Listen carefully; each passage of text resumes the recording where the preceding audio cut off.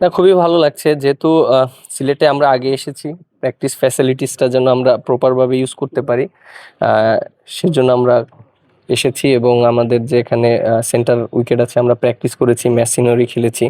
আর প্লেয়াররা যেহেতু আজকে নিয়ে 2 দিন প্র্যাকটিস হলো, এখনো ফরেন প্লেয়াররা আসেনি, বাট দেশি যারা লোকাল আছে তাদেরকে নিয়ে আমরা জাস্ট স্টার্টটা করলাম, যে সিচুয়েশন কিভাবে হতে পারে সেই জিনিসগুলো নিয়ে আমরা প্র্যাকটিস করেছি। ফরেন প্লেয়ার নিয়ে কোনো আপডেট আছে স্যার? কবে যোগ দেবে? হ্যাঁ, কালকে থেকে সবাই আসবে এবং আশা করি যে কালকে পরশু 2 দিনের ভিতরে সবাই টিমের ভিতরে জয়েন করবে। এবারে টিম কম্বিনেশন নিয়ে যদি একটু বলেন, আসলে আপনাদের এখানে অনেকগুলো বিদেশি প্লেয়ারও আছে এবং দেশি প্লেয়ার, বিশেষ করে সিলেটেরও কয়েকজন ছেলেরা আছেন। এই ক্ষেত্রে আপনার কাছে কি মনে হয় টিম কম্বিনেশন কেমন হয়েছে? টিম কম্বিনেশন খুব ভালো আছে। আপনি দেখেন কম্বিনেশন যেটা আমি বলেছি, যে আপনি সিলেটের যদি প্লেয়ার দেখেন, যে যারা টপ প্লেয়ার তারাই কিন্তু সিলেট টিমে আছে এবং যারা স্টিল ন্যাশনাল টিমে খেলছে। আপনি যদি দেখেন যে নাসুম বাংলাদেশের হয়ে যেভাবে টি-20 খেলছে, ও এবার সিলেটের হয়ে খেলছে, আপনার খালিদ ইবাদত এবং আপনার আরো যারা আছে সিলেটি। সো সবাই খুব ভালো শেপে আছে এবং এট দ্য সেম টাইম যারা টি-20 খেলছে, ইমন, তারপরে আপনার আরো যে কয়েকটা প্লেয়ার আছে তারা সিলেট টিমে খেলছে। বাট আমার কাছে মনে হয় যে লোকাল প্লেয়াররা খুবই ভালো। মিরাজ ভাই, আজকে আমরা আফিফের ব্যাটিং দেখলাম, সে খুব ভালো দেখলাম, ছক্কা হাঁকাচ্ছেন বাউন্ডারি, আপনার বোলিং এও কিন্তু তিনি মারছিলেন। অনেক কেমন লাগলো? মারছে। হ্যাঁ, কেমন লাগলো তার ব্যাটিংটা? এবং আমরা কি এটা কি ইম্প্যাক্টটা ম্যাচে দেখতে পারবো?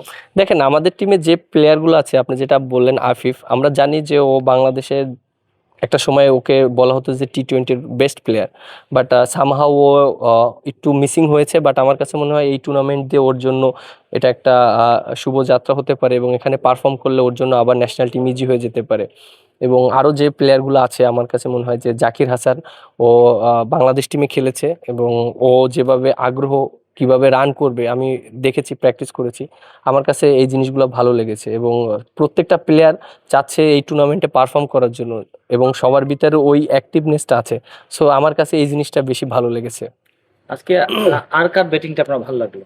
আজকে আমার কাছে ভালো লেগেছে আফিফ, আপনার জাকির হাসান এবং রনি তালুকদার, ওরা 3জনই খুব ভালো ব্যাটিং করেছে এবং ইমনও অনেক ভালো ব্যাটিং করেছে। মানে আমাদের টিমে সবাই অনেক টি-20 যেভাবে খেলতে হয় সবাই প্রফেশন ওইভাবেই খেলে এবং সবাই টি-20 প্লেয়ার। এবং আমার কাছে মনে হয় সবাই যদি যার জায়গা থেকে বেস্টটা দিতে পারে, আমাদের টিমটা অনেক ভালো হবে।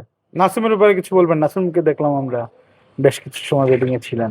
হ্যাঁ, নাসুম তো ও তো আমাদের জন্য যে ব্যাটিংটা যে করছে আমরা, বাট ওর কাছ থেকে বেশি আশা করি বোলিংটা। ও যদি বোলিংটা ভালো করে, আমাদের টিমটা ভালো জায়গায় যাবে।